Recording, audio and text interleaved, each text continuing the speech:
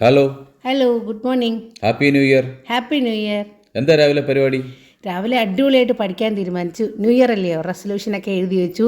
PSC അടിപൊളിയായിട്ട് ഇപ്രാവശ്യം ഞാൻ നേടിയെടുക്കും. 2024 എൻ്റെ വർഷമായിരിക്കും. അതുകൊണ്ട് ഞാൻ രാവിലെ തന്നെ പഠിക്കാൻ തീരുമാനിച്ചു. ടൈം ടേബിളൊക്കെ എഴുതിച്ചു പഠിക്കാൻ തുടങ്ങി. 2023 ഇത് തന്നെയല്ലായിരുന്നോ? 2024 ഇതുകൊണ്ട് തന്നെ ഇരിക്കാനാണോ? വെച്ചിട്ട് വേറെ എന്തെങ്കിലും പണിക്ക് പോകച്ചോ? PSC ഉദ്യോഗാർത്ഥികൾ ഫേസ് ചെയ്യുന്ന ഏറ്റവും വലിയ പ്രശ്നമായിരിക്കും ഇത്തരം ഇൻസൾട്ടുകൾ. ഇതിനോടകം ജീവിതത്തിൽ എത്രമാത്രം ഇൻസൾട്ടുകൾ PSC പഠനത്തെ സംബന്ധിച്ച് നിങ്ങൾ ഫേസ് ചെയ്തിട്ടുണ്ടായിരിക്കണം അല്ലേ? PSCക്ക് പഠിക്കുന്ന ഓരോ വിദ്യാർത്ഥിക്കും അതറിയാം. ഇത്തരം ഇൻസൾട്ടുകൾ നമ്മുടെ പഠനത്തെ ബാധിക്കും, നമ്മുടെ മാനസിക അവസ്ഥയെ ബാധിക്കും, നമ്മുടെ സമാധാനത്തെ ബാധിക്കും, നമ്മുടെ ജീവിതത്തിലെ ആകെ ബാധിക്കും ഇത്തരം ഇൻസൾട്ടുകൾ. അതും നമുക്ക് ഏറ്റവും അടുപ്പമുള്ളവർ പറയുമ്പോൾ അതിൻ്റെ തീവ്രത കുറച്ചുകൂടി കൂടുതലായിരിക്കും. നിരന്തരം ഇത് കേട്ട് കേട്ട് കേട്ട് ഇൻസുലേറ്റഡ് ആയ ആൾക്കാരും കാണും. പക്ഷേ ഈ ഇൻസൾട്ടുകൾ എങ്ങനെ ഹാൻഡിൽ ചെയ്യണമെന്നറിയാത്തവരുണ്ടെങ്കിൽ അവരോടാണ് ഞാൻ സംസാരിക്കുന്നത്. അപ്പോൾ നമ്മളോട് ഇനി പഠിക്കാനായിട്ട് കൂടുതൽ ഊർജ്ജസ്വലമായിട്ടിരിക്കുമ്പോൾ ഒരുപാട് ആൾക്കാർ നമ്മളെ ഇൻസൾട്ട് ചെയ്യാനായിട്ട് ചുറ്റുമുണ്ടാകും. ആദ്യമേ പറയട്ടെ, ഇൻസൾട്ടാണ് മുരളി ഏറ്റവും വലിയ ഇൻവെസ്റ്റ്മെൻറ്റ്. ഒരു സിനിമയിൽ കേട്ടിട്ടില്ലേ? അത് ഓർത്ത് വയ്ക്കുക, അത് കറക്റ്റാണ്. ഇൻസൾട്ട്സ് തരുന്ന ഒരു ഊർജ്ജമുണ്ട്. കാരണം ഇൻസൾട്ട്സ് എന്ന് പറയുമ്പോൾ നമുക്ക് കിട്ടുന്ന റിമൈൻഡറാണ്. നമുക്കതിനെ അങ്ങനെ എടുക്കാൻ പറ്റണം. നമ്മുടെ പഠനത്തിന് ആക്കം കൂട്ടാനുള്ള ഫ്യൂവലായിട്ട് നമുക്കതിനെ എടുക്കാം വേണമെങ്കിൽ. നമ്മുടെ ആറ്റിറ്റ്യൂഡാണ്. വേണമെങ്കിൽ ഇൻസൾട്ട് കേൾക്കുമ്പോൾ നമുക്ക് തളർന്ന് വിഷമിച്ച് അവരോട് ന്യായീകരിച്ച്, ഞാൻ ഇത്രയും പഠിച്ചതല്ലേ, ഞാൻ ഇത്രയും നാൾ കൊണ്ട് പഠിക്കുകയല്ലേ, ഈ വർഷം എനിക്ക് എന്തായാലും കിട്ടും, ഞാൻ അത്രയും കഷ്ടപ്പെട്ടതല്ലേ എന്നൊക്കെ വേണമെങ്കിൽ പറഞ്ഞ് 100 കാര്യങ്ങൾ പറഞ്ഞ് ന്യായീകരിക്കാം. ഞാൻ ജോലി ചെയ്യുന്ന ആളായതുകൊണ്ടല്ലേ, ഞാൻ വീട്ടമ്മ ആയതുകൊണ്ടല്ലേ, 100 എക്സ്ക്യൂസസ് നമുക്ക് അവരുടെ മുന്നിൽ പറയാം, ന്യായീകരിക്കാൻ. പക്ഷെ ഒരു കാര്യം മനസ്സിലാക്കണം, നമ്മളെ ഇൻസൾട്ട് ചെയ്ത ആൾക്ക് ഒരിക്കലും ഈ ന്യായീകരണം കേൾക്കുമ്പോൾ അയാൾ കൺവിൻസ്ഡ് ആവത്തില്ല. അയാൾക്കൊരു രസമാണ്. അയാൾ അതിനു വേണ്ടി തന്നെ, നമ്മളെ ട്രിഗർ ചെയ്യാൻ വേണ്ടി തന്നെയായിരിക്കും അയാൾ നമ്മളെ ഇൻസൾട്ട് ചെയ്യുന്നത്. അപ്പോൾ നമുക്ക് അതിൽ വീഴാതിരിക്കണം. അയാൾക്ക് ആ ഒരു രസം കൊടുക്കാതിരിക്കാൻ നമ്മൾ തീരുമാനിക്കണം. അപ്പോൾ എന്ത് ചെയ്യണം? ഇൻസൾട്ടിനെ ഇഗ്നോർ ചെയ്യാൻ പഠിക്കണം. ഒന്നുകിൽ നമ്മളതിനെ നമ്മുടെ പഠനത്തിനാക്കം കൂട്ടാനുള്ള ഫ്യൂവലായിട്ട് എടുക്കണം. അത് നമ്മുടെ ആറ്റിറ്റ്യൂഡ് അങ്ങനെ നമുക്ക് ബിൽഡ് ചെയ്യാൻ പറ്റുന്നുണ്ടെങ്കിൽ അത് നല്ലതാണ്. ഇനി അതിന് പറ്റാത്ത ആൾക്കാരാണെങ്കിൽ എന്ത് ചെയ്യണം? ഇഗ്നോർ ചെയ്യാൻ പഠിക്കണം ഇൻസൾട്ടിനെ. ഒരിക്കലും നമ്മളെ ഇൻസൾട്ട് ചെയ്യുന്നവരോട് നമുക്ക് പ്രതികാര ചിന്ത വേണ്ട. കാരണം എന്താ? ഈ പ്രതികാര ചിന്ത എവിടെയാണ് ഇരിക്കുന്നത്? നമ്മുടെ മനസ്സിലായിരിക്കുന്നത്. ആസിഡ് അത് സൂക്ഷിക്കുന്ന പാത്രത്തിനെയാണ് ആദ്യം ചീത്തയാക്കുന്നത്, കേടാക്കുന്നതെന്ന് പറയുന്നത് പോലെ ഈ പ്രതികാര ചിന്തകൾ നമ്മുടെ മനസ്സിലിരിക്കുമ്പോൾ നമ്മുടെ മനസ്സിനും നമ്മുടെ ശരീരത്തിനും നമ്മുടെ ആരോഗ്യത്തിനും തന്നെയാണ് കേട്. അതുകൊണ്ട് പ്രതികാര ചിന്ത വേണ്ട. അവരെ വളരെ ബ്യൂട്ടിഫുള്ളായിട്ട് നല്ല രീതിയിൽ അങ്ങ് ഇഗ്നോർ ചെയ്ത് കളഞ്ഞേക്കുക. പിന്നെ നമ്മളെ ഇൻസൾട്ട് ചെയ്യുന്നവരുടെ ലക്ഷ്യമൊന്ന് മനസ്സിലാക്കണം. നമ്മളെ ഇച്ചിരി ഒന്ന് താഴ്ത്തുക. ഒരു സാഡിസം ഉള്ളവരായിരിക്കും നമ്മളെ ഇൻസൾട്ട് ചെയ്ത് അവർക്കൊരു രസം. അപ്പോൾ നമ്മുടെ ഒന്നുകിൽ നമ്മുടെ പേഴ്സണാലിറ്റി ഇഷ്ടമല്ലാത്തവർ, അല്ലെങ്കിൽ നമ്മുടെ ജീവിതം അവർക്ക് അത്ര അങ്ങോട്ട്, നമ്മുടെ ജീവിതം കൊണ്ട് അവർക്കൊരു സന്തോഷം വരുന്നില്ല, നമ്മുടെ ജീവിതം കണ്ടിട്ട് അവർക്ക് അത്ര സന്തോഷമാകുന്നില്ല. അങ്ങനെയൊക്കെ ഉള്ളവരാണ് ചെറിയ അസൂയ, കുശുമ്പ്, മറ്റുള്ളവരെ ഒന്ന് താഴ്ത്തി പറയുമ്പോൾ കിട്ടുന്ന ഒരു സന്തോഷം, നമ്മുടെ അച്ചീവ്മെൻറ്റ്സിനെ കുറച്ച് കാണുമ്പോൾ കിട്ടുന്ന ഒരു സന്തോഷം, അല്ലെങ്കിൽ നമ്മുടെ ഹാർഡ് വർക്കിനെ കുറച്ച് കാണുമ്പോൾ അവർക്ക് കിട്ടുന്ന ഒരു സന്തോഷം. നിങ്ങളൊന്ന് ശ്രദ്ധിച്ചാൽ മനസ്സിലാവും ഇത് ആരുടെ പ്രശ്നമാണ്? അവരുടെ മാനസിക പ്രശ്നമാണ് ഈ ഇൻസൾട്ടായിട്ട് പുറത്തോട്ട് വരുന്നത്. അവരവരുടെ ജീവിതത്തിൽ ഹാപ്പിയല്ല, അവർക്ക് അവരുടെ ജീവിതത്തിൽ ഒരുപാട് ഇൻസെക്യൂരിറ്റീസ് ഉണ്ട്.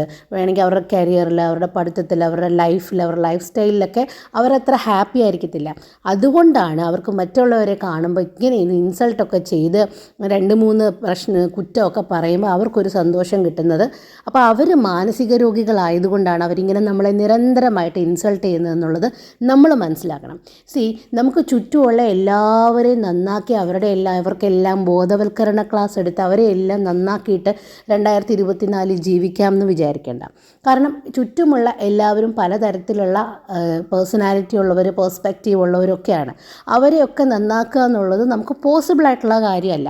അതിനേക്കാട്ടിൽ ഏറ്റവും എളുപ്പമുള്ള വഴി, എന്തുകൊണ്ടാണ് ഇൻസൾട്ട് അവർ ചെയ്യുന്നതെന്ന് നമ്മൾ മനസ്സിലാക്കുമ്പോൾ നമുക്ക് സമാധാനം കിട്ടും. നമുക്ക് കറക്റ്റ് ചെയ്യാൻ പറ്റുന്നത് ഒറ്റ കാര്യമേ ഉള്ളൂ. നമ്മുടെ കയ്യിലുള്ള നമ്മുടെ ജീവിതം, നമ്മുടെ ആറ്റിറ്റ്യൂഡ്, നമ്മുടെ കാര്യങ്ങൾ മാത്രമേ നമുക്ക് എപ്പോഴും കറക്റ്റ് ചെയ്യാൻ പറ്റൂ. ചുറ്റുമുള്ളവരെ എല്ലാം കറക്റ്റ് ചെയ്തിട്ട് നമുക്ക് സമാധാനമായിട്ട് ജീവിക്കുക എന്ന് പറയുന്നത് നടക്കാത്ത കാര്യമാണ്, കിനാശ്ശേരിയാണ്, നടക്കാത്ത കിനാശ്ശേരിയാണ്. അതുകൊണ്ട് അതിലോട്ട് പോകണ്ട. നമ്മൾ കറക്റ്റ് ചെയ്യുക. ഇൻസൾട്ട്സിനെ ഹാൻഡിൽ ചെയ്യാനായിട്ട് നമ്മൾ എക്യുപ്ഡ് ആയിരിക്കണം എപ്പോഴും. നമുക്ക് ഒരു ഗോളുണ്ട്. നമുക്ക് ആ ഗോളാണ്, നമ്മുടെ ലക്ഷ്യമാണ് പ്രധാനം. അതിലോട്ട് അവർ ഇൻസൾട്ട് തരുന്നു, കുറച്ചുകൂടി ഇൻസൾട്ട് ചെയ്യട്ടെ, നമുക്കത് ഫ്യൂവലാണ്, ചെയ്തോ എന്നുള്ള ആറ്റിറ്റ്യൂഡ് നമുക്ക് ബിൽഡ് ചെയ്തെടുക്കാം. അതല്ലെങ്കിൽ അതിന് നമ്മൾ പറഞ്ഞ പോലെ അതിന് പറ്റാത്തവരാണെങ്കിൽ ഇഗ്നോർ ചെയ്യാൻ പഠിക്കാം. ഇത് രണ്ട് രീതിയിലായി നമുക്ക് ഇൻസൾട്ട്സ് ഹാൻഡിൽ ചെയ്യാം.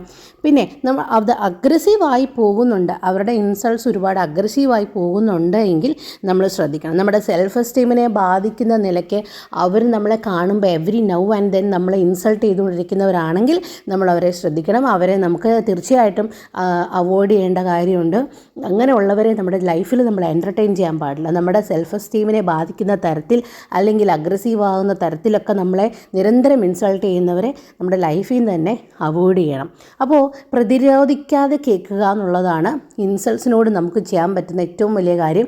പ്രതിരോധിക്കാതെ കേൾക്കുക, പ്രതിരോധിക്കാൻ പോകണ്ട. പ്രതിരോധിക്കുമ്പോൾ അവർക്കതൊരു രസമാണ്. അങ്ങനെ അവരുടെ ഈഗോയെ ബൂസ്റ്റ് ചെയ്യാനായിട്ട് നമ്മൾ സമയം കളയണ്ട. നമ്മൾ ഗോൾ ഓറിയൻറ്റഡ് ആയിരിക്കണം എപ്പോഴും. നമ്മുടെ ഫോക്കസ് ഉണ്ട്, നമ്മുടെ 2024 നേടിയെടുക്കും എന്ന് വിചാരിച്ച കാര്യങ്ങളൊക്കെ നേടിയെടുക്കാൻ വേണ്ടിയിട്ടുള്ള വർഷമാണ്, അതിനുള്ള സമയമാണ്. ഒരു മിനിറ്റ് പോലും മറ്റൊരാൾക്ക് എക്സ്പ്ലനേഷൻ കൊടുത്ത് കളയാനോ മറ്റൊരാളെ കൺവിൻസ് ചെയ്ത് കളയാനോ ഞാൻ അങ്ങനെ വേസ്റ്റ് ആക്കുന്നില്ല. ആ ഒരു മിനിറ്റ് കൊണ്ട് എനിക്ക് വേണമെങ്കിൽ ഒരു GK ക്വസ്റ്റ്യൻ പഠിക്കാം എന്ന് തീരുമാനിക്കണം. അപ്പോൾ നമ്മൾ ഓരോ മിനിറ്റും വിലപ്പെട്ടതാണ്. നമ്മുടെ ഗോളിൽ എത്തുന്ന നമ്മുടെ ടാർഗറ്റ് റീച്ച് ചെയ്യുന്നിടം വരെ നമ്മുടെ ഓരോ മിനിറ്റും വളരെ ഇമ്പോർട്ടൻ്റ് ആണ്, വിലപ്പെട്ടതാണ്. അതെനിക്ക് വേണ്ടി മാത്രം, എൻ്റെ ഗോൾ അച്ചീവ് ചെയ്യാൻ വേണ്ടി മാത്രമേ ഞാൻ ഉപയോഗിക്കൂ. മറ്റൊരാൾക്കാരുടെ ഈഗോയെ ബൂസ്റ്റ് ചെയ്യാനോ അവരുടെ മാനസിക വൈകല്യങ്ങൾക്ക് സന്തോഷം കൊടുക്കാനോ ഒന്നും ഞാൻ എൻ്റെ സമയം കളയത്തില്ല എന്ന് നിങ്ങൾ തീർത്തും തീരുമാനിക്കണം. അപ്പോൾ ഞാൻ ഈ പറഞ്ഞ ഒരു കാര്യം നിങ്ങൾ ഓർത്തു വെക്കണം. നമുക്ക് ചുറ്റുമുള്ള എല്ലാവരെയും ഓരോരുത്തരെയും നന്നാക്കി ബോധവൽക്കരണം കൊടുത്ത് നിങ്ങളെ ഇൻസൾട്ട് ചെയ്യാൻ പാടില്ല, നിങ്ങൾ മറ്റൊരാളെ മോട്ടിവേറ്റ് ചെയ്യുകയാണ് ചെയ്യേണ്ടത്, ഡീമോട്ടിവേറ്റ് ചെയ്യാൻ പാടില്ല. അവരുടെ എന്തൂസിയാസത്തിൻ്റെ മേളിൽ തണുത്ത വെള്ളം കോരി ഒഴിച്ച് അവരുടെ എന്തൂസിയാസം കളയരുത്. ഇങ്ങനെയൊക്കെ നമുക്ക് എല്ലാവരെയും അവയർനെസ് കൊടുത്ത് പഠിപ്പിച്ച് മിടുക്കരാക്കിയിട്ട് നമുക്ക് അവരുടെ കൂടി ജീവിക്കാൻ പറ്റത്തില്ല. ചെയ്യാൻ പറ്റുന്ന ഒറ്റ കാര്യം എന്ന് പറഞ്ഞാൽ നമ്മൾ നന്നാകുക, നമ്മളിതൊക്കെ ഹാൻഡിൽ ചെയ്യാൻ പഠിക്കുക. നമ്മുടെ ഏറ്റവും ലക്ഷ്യമാണ് പ്രധാനം, അതിലോട്ട് മാത്രം ശ്രദ്ധിക്കുക. ബാക്കി എന്തൊക്കെ വഴി നടന്നാലും നമ്മൾ അതൊന്നും കാണുന്നേയില്ല. നമ്മുടെ ആ ഒരു ഈ സർക്കിളിനകത്ത് അതൊന്നും വരുന്നില്ല. അവരുടെ ഫ്രസ്ട്രേഷൻസും ഇൻസെക്യൂരിറ്റീസും ഒക്കെ അവരുടെ കാര്യമാണ്. അപ്പം വ്യക്തികളെയും വ്യക്തിത്വത്തിനെയും ഒക്കെ ഹർട്ട് ചെയ്യാതെ ഇൻസൾട്ട് ചെയ്യാതെ ക്രിയേറ്റീവായിട്ട് ക്രിറ്റിസിസം പറയുന്നവരുണ്ട്. അത് നമ്മൾ കൺസ്ട്രക്റ്റീവായിട്ട് ക്രിറ്റിസിസം പറയുന്നവർ.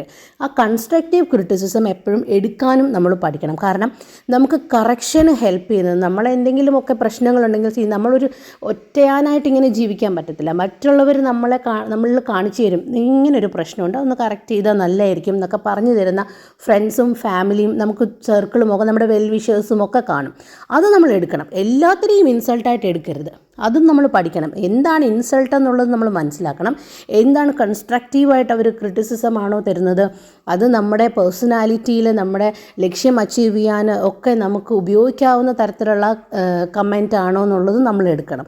അങ്ങനെയുള്ളത് നമ്മൾ അപ്രീഷിയേറ്റ് ചെയ്യുക, നമ്മൾ അക്സെപ്റ്റ് ചെയ്യുക. മറ്റുള്ളത് തള്ളിക്കളയേണ്ടത് ഏതാണെന്നും സ്വീകരിക്കേണ്ടത് ഏതാണെന്നും തിരിച്ചറിയാനുള്ള ഒരു പ്രാപ്തി നമുക്കുണ്ടായിരിക്കണം. അപ്പോൾ നമ്മൾ എന്താ പറഞ്ഞത്, ഒട്ടും പ്രതിരോധിക്കേണ്ട ആവശ്യമില്ല, പ്രതിരോധിക്കാൻ പോകരുത്. നമ്മുടെ ലൈഫ് കൊണ്ടുപോയി അവരോട് എക്സ്പ്ലെയിൻ ചെയ്ത് നമ്മുടെ പഠന രീതികൾ ഇങ്ങനെയായിരുന്നു, എൻ്റെ ക്വാളിഫിക്കേഷൻ ഇന്നതൊക്കെയാണ്, ഇതൊന്നും മറ്റുള്ളവരോട് എക്സ്പ്ലെയിൻ ചെയ്ത് സമയം കളയണ്ട. നിങ്ങൾ ആ ഗോളിൽ എത്തുമ്പോൾ അത് തന്നെയാണ് എക്സ്പ്ലനേഷൻ. നിങ്ങൾ ആരാണെന്നുള്ളതും നിങ്ങളുടെ ഹാർഡ് വർക്കും ഒക്കെ എക്സ്പ്ലെയിൻ ചെയ്യപ്പെടുന്നത് നിങ്ങൾ ഗോളിലെത്തുമ്പോഴാണ്. ഹാർഡ് വർക്ക് എപ്പോഴും പുറത്ത് കാണാൻ പറ്റുന്ന ഒരു കാര്യമല്ല. ഹാർഡ് വർക്ക് എന്ന് പറയുന്നത് റിസൾട്ട് മാത്രമേ പുറത്ത് കാണുന്നുള്ളൂ. അപ്പോൾ റിസൾട്ട് കാണുമ്പോൾ കാണുന്ന ആൾക്കാർക്ക്, ബോധമുള്ള ആൾക്കാർക്ക് മനസ്സിലായിക്കോളും ഇതിൻ്റെ പിന്നിൽ ആ കുട്ടി എത്രമാത്രം ഹാർഡ് വർക്ക് ചെയ്തിട്ടുണ്ടാകാമെന്നുള്ളത് അന്ന് മനസ്സിലായിക്കോളും. അന്ന് മനസ്സിലായാൽ മതി. നമ്മൾ പോയി എക്സ്പ്ലെയിൻ ചെയ്ത് നമ്മുടെ സമയം അതിനുവേണ്ടി ഒരിക്കലും കളയാതിരിക്കണം എന്നാണ് എൻ്റെ പോയിൻ്റ് ഓഫ് വ്യൂ. അപ്പോൾ ഈ 2024 എല്ലാവരും മിടുക്കരായിട്ട് പഠിക്കണം. അതിന് വേണ്ട ക്ലാസ്സസും ഹെൽപ്പും ഒക്കെ എൻ്റെ ഭാഗത്തുനിന്ന് എന്നെക്കൊണ്ട് പറ്റാവുന്ന രീതിയിലൊക്കെയുള്ള ഹെൽപ്പുകൾ ചെയ്തു തരാം. നിങ്ങൾക്ക് എന്താ ആവശ്യം എന്നൊക്കെ ഉള്ളത് നിങ്ങൾ അറിയിക്കുകയാണെങ്കിൽ, എന്നെക്കൊണ്ട് പറ്റുന്നതാണെങ്കിൽ ഹെൽപ്പ് ചെയ്യാൻ ഞാൻ എപ്പോഴും വില്ലിങ് ആണ്.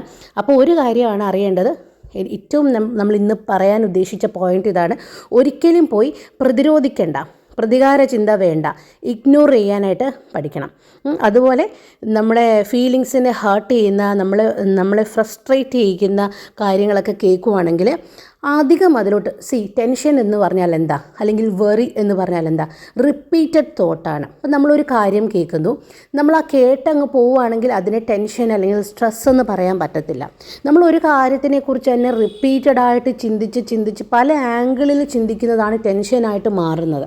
അപ്പോൾ ഈ ടെൻഷൻ സ്ട്രെസ്സൊക്കെ ബിൽഡ് ചെയ്യുന്നത് ആരാ? നമ്മൾ തന്നെയാണ്. നമ്മളിങ്ങനെ റിപ്പീറ്റഡായിട്ട് ഒരു കാര്യത്തിനെക്കുറിച്ച് പലതവണ പല രീതിയിൽ ചിന്തിക്കുമ്പോഴാണ് ഒരു ചെറിയ തോട്ട് സ്ട്രെസ്സായിട്ട് മാറുന്നത്. അപ്പോൾ ഇതിനെ സ്ട്രെസ്സാക്കുന്നത് നമ്മളാണ്. അപ്പം നമ്മുടെ കയ്യിലുണ്ട് ഈ കഴിവ്. നമ്മൾ ഈ സ്ട്രെസ് ആക്കാതിരിക്കണമെങ്കിൽ എന്ത് ചെയ്യണം? ഇതിനെക്കുറിച്ച് വലിയ കാര്യമായിട്ട് ചിന്തിക്കുന്നില്ല നമ്മളാണ് അതിനെ ഫീഡൊക്കെ കൊടുത്ത് എൻ്റർടൈൻ ചെയ്ത് സ്ട്രെസ്സാക്കി ബിൽഡ് ചെയ്തെടുക്കുന്നത്. അപ്പോൾ അത് ബിൽഡ് ചെയ്യുന്നില്ല, അതിനെ സ്ട്രെസ്സാക്കി മാറ്റുന്നില്ല എന്ന് തീരുമാനിച്ചാൽ അത് സ്ട്രെസ്സാകത്തില്ല. അപ്പോൾ ഈ കേൾക്കുന്ന ഇൻസൾട്ട് എല്ലാം പെറുക്കിക്കൂട്ടി മനസ്സിലിട്ട് വെള്ളവും വളവും ഒക്കെ കൊടുത്ത് അതിനെ സ്ട്രെസ്സാക്കി മാറ്റി നിങ്ങളാണ് നിങ്ങളുടെ ലൈഫിനെ സ്പോയിൽ ചെയ്യുന്നത്. അത് നിങ്ങൾ മനസ്സിലാക്കുക. ആരാണ് ഇത്രയും നാൾ പ്രശ്നക്കാരൻ അല്ലെങ്കിൽ പ്രശ്നക്കാരി ആരാണ്? ഇൻസൾട്ട് ചെയ്തിട്ട് അവരങ്ങ് പോയി. ആ ഒരു മിനിറ്റിലെ അല്ലെങ്കിൽ ആ ഒരു സെക്കൻഡിലെ ഒരു കമൻറ്റ് മാത്രമാണ് അവർക്ക് ഇൻസൾട്ട്. അവർ ഇൻസൾട്ട് ചെയ്തിട്ട് ആ വഴി അങ്ങ് പോയി. ഇതിനെയൊക്കെ പെറുക്കിയെടുത്ത് മനസ്സിലിട്ട് പെരുപ്പിച്ച് അതിനെ സ്ട്രെസ്സാക്കി മാറ്റിയത് ആരാണ്? നമ്മളാണ്. അപ്പോൾ ആരാണ് കൾപ്രിറ്റ്?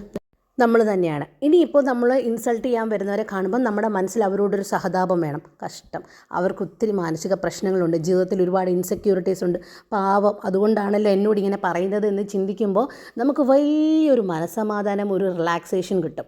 അപ്പോൾ നമ്മൾ ഈ വാക്ക് അല്ലെങ്കിൽ ഈ സെൻറ്റൻസിനെ എങ്ങനെ നമ്മൾ ഉൾക്കൊള്ളൂ ഉള്ളിടത്താണ്. അപ്പോൾ നമ്മളത് എടുക്കുന്നില്ല എന്നുണ്ടെങ്കിൽ അതിനെ ഇൻസൾട്ടായിട്ട് പോലും നമ്മുടെ മനസ്സതിനെ ട്രീറ്റ് ചെയ്യുന്നില്ല. അപ്പോൾ നമുക്കൊരു സ്ട്രെസ്സായിട്ട് അത് ബിൽഡ് ചെയ്യുന്നുമില്ല. അപ്പോൾ നമുക്ക് അതിനകത്തുനിന്ന് വേഗം പുറത്ത് വരാൻ പറ്റും. അവർ പറഞ്ഞു, അവരുടെ പാട്ടിന് പോയി, അത്രയേ ഉള്ളൂ. അപ്പോൾ 2024 നിങ്ങളുടെ സ്വപ്നങ്ങളെല്ലാം നേടിയെടുക്കാൻ പറ്റുന്ന ഒരു വർഷമാകട്ടെ എന്ന് ആശംസിക്കുന്നു. അപ്പോൾ നമ്മളെ ഇൻസൾട്ട് ചെയ്യുന്നവരോട് മനസ്സിൽ അവരെ കാങ്കച്ചിരിക്കരുത്, അവർക്കൊരു ഇൻസൾട്ടായിട്ട് മാറും. അപ്പോൾ കാങ്കച്ചിരിക്കേണ്ട, മനസ്സിൻ്റെ ഉള്ളിൽ നിങ്ങളൊരു പതിയെ ചിരിച്ചിട്ട് ഞാൻ ഒരു ദിവസം എൻ്റെ വിജയം നിങ്ങൾക്ക് മറുപടി തരും എന്ന് സൈലൻ്റായിട്ട് മനസ്സിൽ പറഞ്ഞിട്ട് തിരിഞ്ഞ് നടക്കുക, പോയിരുന്ന് പഠിക്കുക. ഇത് മാത്രമേ നമുക്ക് അവരോട് ചെയ്യാനുള്ളൂ. ഇൻസൾട്ട് ചെയ്യുന്നവർ ഇൻസൾട്ട് ചെയ്തുകൊണ്ടേയിരിക്കട്ടെ, നമ്മളിവിടെ പഠിച്ചുകൊണ്ടേയിരിക്കും. അപ്പോൾ നന്നായിട്ട് പഠിക്കുക, പ്രാർത്ഥിക്കുക, നല്ല ഫുഡ് കഴിക്കുക, എക്സസൈസ് ചെയ്യുക, നന്നായി ഉറങ്ങുക. അപ്പോൾ ഇതൊക്കെ ശ്രദ്ധിക്കുക. Use feedback to improve yourself. അത് മറക്കണ്ട. നമുക്ക് കിട്ടുന്ന ഫീഡ്ബാക്സ് നമ്മൾക്ക് ഇമ്പ്രൂവ് ചെയ്യാനായിട്ട് ഹെൽപ്പ് ചെയ്യുന്നതാണെങ്കിൽ അത് ഉപയോഗിക്കണം. എല്ലാ കാര്യങ്ങളും മറ്റുള്ളവർ പറയുന്നതൊന്നും കേൾക്കാതെ ജീവിക്കണം എന്നല്ല പറഞ്ഞതിൻ്റെ അർത്ഥം. ഇൻസൾട്ട് ചെയ്യുന്നവരോട് അവരർഹിക്കുന്ന പരിഗണന മാത്രം കൊടുത്താൽ മതി, അതാണ് ഉദ്ദേശം. അപ്പോൾ ഹൃദയം നിറഞ്ഞ പുതുവത്സര ആശംസകൾ. അപ്പോൾ നിങ്ങളുടെ ഇത്തരം അനുഭവങ്ങളുണ്ടെങ്കിൽ നിങ്ങളുടെ ഇത്തരം അനുഭവങ്ങളും അതെങ്ങനെയാണ് നിങ്ങൾ ഓവർകം ചെയ്തതെന്നും അറിയാൻ ആഗ്രഹമുണ്ട്. കമൻറ്റായി രേഖപ്പെടുത്തും എന്ന് വിചാരിക്കുന്നു. Thanks for watching. Bye. Have a great day.